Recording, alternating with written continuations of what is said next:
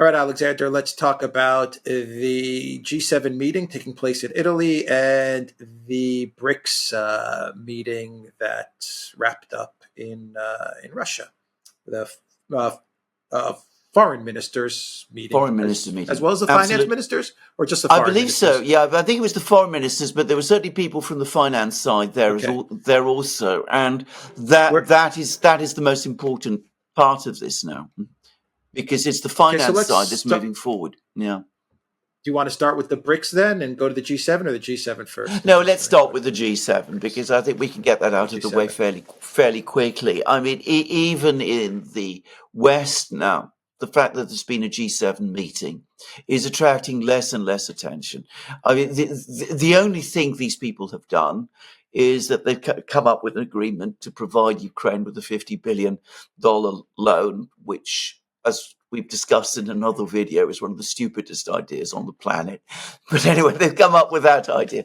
In practice, in every other respect, these G7 meetings now have just become meaningless and empty rituals put together by people who are completely out of ideas. The G7, when it was first launched, now I can remember when it was, by the way, there was a summit in Rambouillet in Paris, which was called by the French president of that time in 1968, Giscard d'Estaing. It was also supposed to be an economic summit, an informal summit of Western leaders to try to keep the world economy, as it then was, on track. And at one point, it did serve some kind of a purpose. But the G7 is now a shrinking part of the world economy. And even if it was a larger part of the world economy, the leaders in question are all underwater politically. Scholz, Macron, possibly Biden, definitely Sunak. And they're out of ideas. They really have no plan going forward, and it shows. I mean, they're not really managing any part of the world economy anymore. So they're issuing meaningless talking points, increasingly taking, I suspect, we haven't yet seen the final communique, but I suspect it's going to take a very strong line against Russia, obviously, but probably against China too, despite the fact that the Europeans are completely tied up in trade with China. But in terms of, a real plan going forward about how to move things forward, they're not going to come up with anything like that. Now, the contrast with the BRICS, who are expanding, is becoming more and more striking because they've had this foreign ministers meeting and the foreign ministers all came. I believe they all came. The Russians obviously chaired it because they're the chair of the BRICS this time. And the Russians are telling us a number of things. The first is that there's going to be another wave of BRICS expansion, probably this year. And all kinds of countries like Thailand, for example, are queuing up to join BRICS. Might be Algeria as well. Algeria was very annoyed last year that it wasn't able to join. And I suspect this time they probably will be invited if they do want to join. Colombia, by the way, is another possibility. So that's one thing that the Russians are telling us is coming. The second thing that the Russians are telling us is that the BRICS are now moving very far forward with setting up their own finance and trading mechanisms. Apparently, this is we're actually going to have a completed proposal by the time of the BRICS Leaders Summit in September, which, isn't that far off now. And what is clearly happening is that the BRICS are emerging as a trading group of the major non-Western economies. It's an alternative trading group with its own financial, payments, and messaging architecture and its own regulatory systems and things of that kind operating in parallel with the existing trading system, financial and trading system, which is operated by the West. So what we're looking at is a major bifurcation in world trade. The G7 ineptly and pretending to lead the existing financial and world trading system. An alternative one being created at extraordinary speed. And that's what came out of this meeting, this meeting in Russia. It's what's going to come, I'm sure, from the leaders' meeting in September in Kazan. And Putin today, by the way, is giving a major speech to the Russian foreign ministry officials, in which he's talking about also creating a new security architecture for the whole of Eurasia. NATO will be invited to participate, apparently, but that would mean participating alongside China and India. Unlikely they would agree. But anyway, a new security architecture being created, at least in Central and Eastern Eurasia, if not the whole of it. And that also, in some respects, ties up with the BRICS. Yeah, he is saying a new security architecture in all of Eurasia. Absolutely, that's what Putin's saying at the Ministry of Foreign Affairs. Um, what's the point of the G7 anymore? I mean, I don't understand what the point of it is. I was under the impression that the G7 was about finance, economics, trade, but they don't even spend 1 minute talking about that or No, addressing that. They invite Zelensky. What is well, Ukraine and Zelensky doing at the G7 meeting? I mean, this is absurd. It really is absurd. And then they have these ceremonies where they're signing these security agreements with Ukraine. There's no place for this stuff at the G7. Do this on your own time, Biden and Zelensky. yeah, This has no yeah. place in the G7. None of this stuff. This is just all PR uh, tactics. It's just all PR. That's all it is. Noise and PR. The G7 it doesn't really deal with the concerns of the G7 and their place in the world and in world trade. Their focus is on destroying Russia and China. How does that help the financial situation of these What, countries in the G7 going after Russia and China? Going after China, that's going to help your financial situation, G7? I mean, the G7 should just be dissolved, or it should be well, named something else. I don't know. Maybe call it the group of countries plus the man in the green T-shirts giving money to each other. I don't know what to call it anymore because there's no purpose to it. Zero. There's zero purpose to the whole thing. You're completely right. I mean, by the way, there have been articles in the Chinese media that are making exactly that point, that the summit meeting, the G7 meetings now, have become just meaningless rituals. I mean, the security agreement that is being made between Zelensky and Biden is a case in point. In itself, it provides for nothing beyond what the United States is already doing. It is not a treaty. So the United States is not entering into any treaty commitments for Ukraine. It is not undertaking to defend Ukraine, and it's only going to function um, as an executive order of the president, which means that a future president could simply set it aside at the drop of a hat or the flush of an ink pen.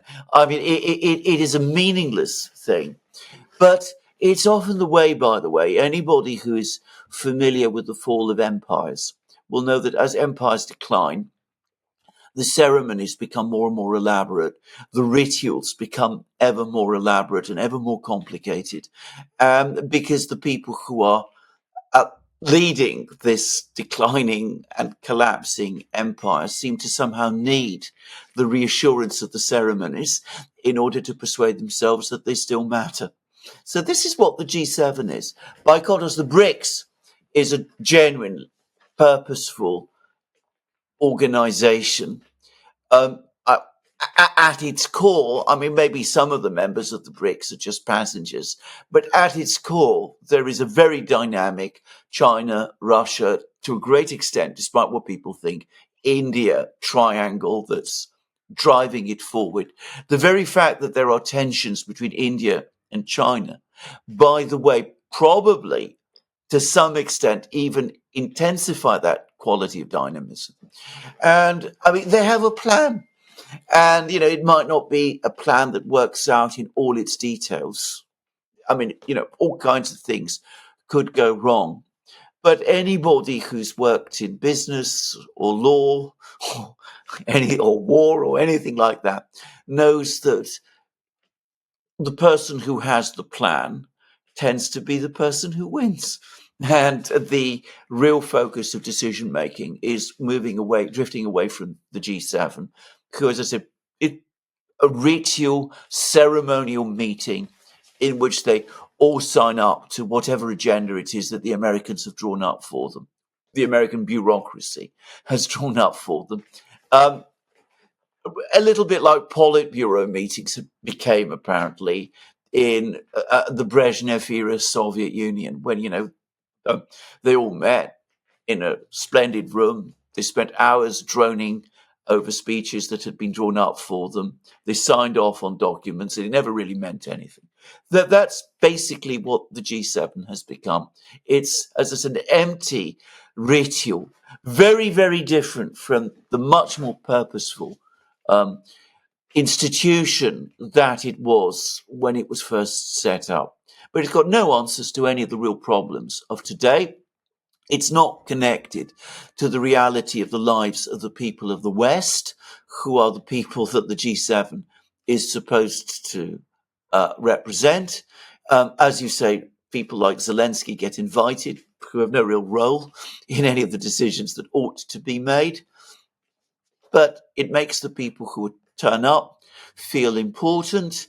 And, for someone like Rishi Sunak, who's going to be out of the job of Prime Minister, it's a nice consolation that he can turn up to this meeting for the last time, meet all the important leaders there, have the champagne and the canapes, and he comes back to London feeling refreshed and welcome with some people, even if not with the people he was supposedly elected to serve.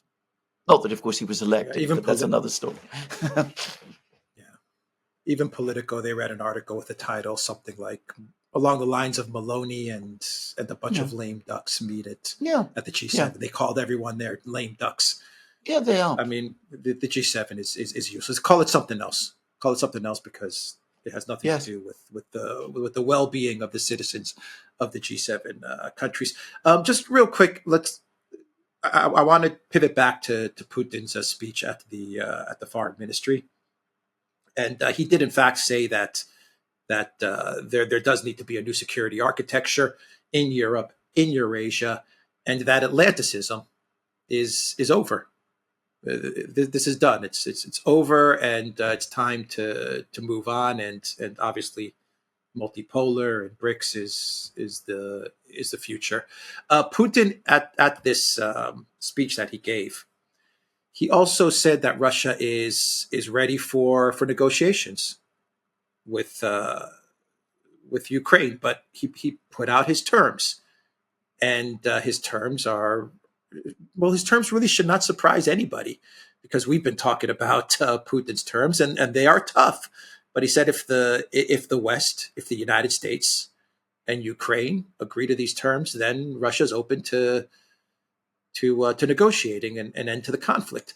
Basically, troops leaving Russian territories, what they consider to be Russian territories, Alexander. That includes Kherson, Zaporozhye, as well as other cities, which are being fought over today.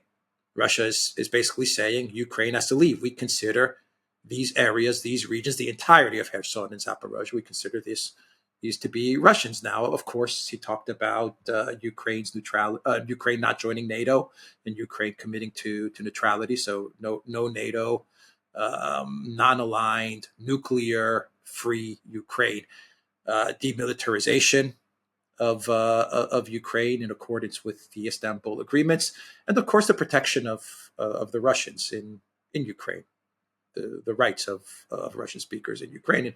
And Putin once again said, these are the terms. If the United States, if Ukraine does not accept, then the conflict will continue. And what can we do?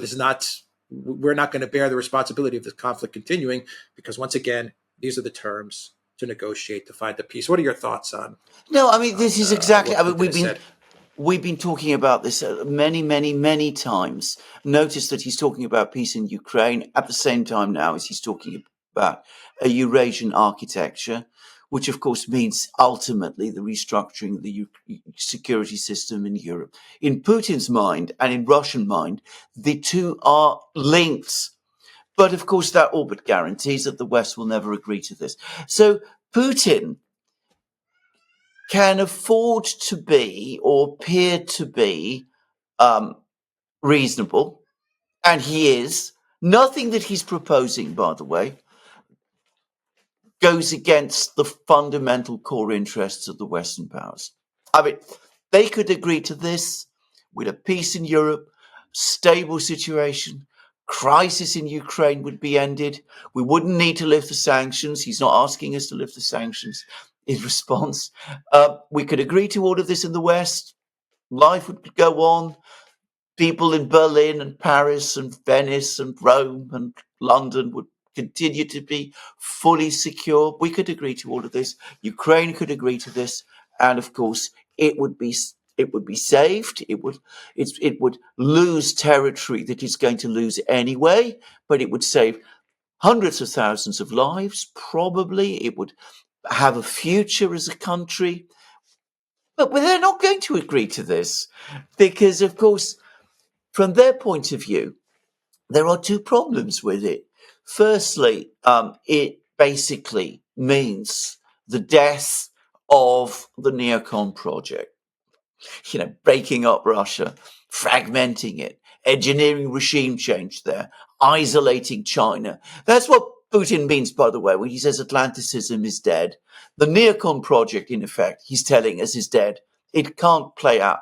But of course, the neocons will never accept that. Hell will freeze over before the neocons admit that this project, which is really Project Russia, it's not Project Ukraine, has failed. So they will never agree to it for that reason. But the other reason they won't accept it, at least this particular group of leaders we have now will not accept it, is because it would be an enormous political and geopolitical defeat. And Biden, Sunak, Scholz especially, Macron, they can't go back to their voters and say, look, we went through all of that. We spent all that money. All of those tens of thousands of people were killed. Your living standards fell. The inflation came along. And we ended up giving to the Russians more than they were asking for at the beginning. I mean, it would be too big a sell even for the Biden team to spin.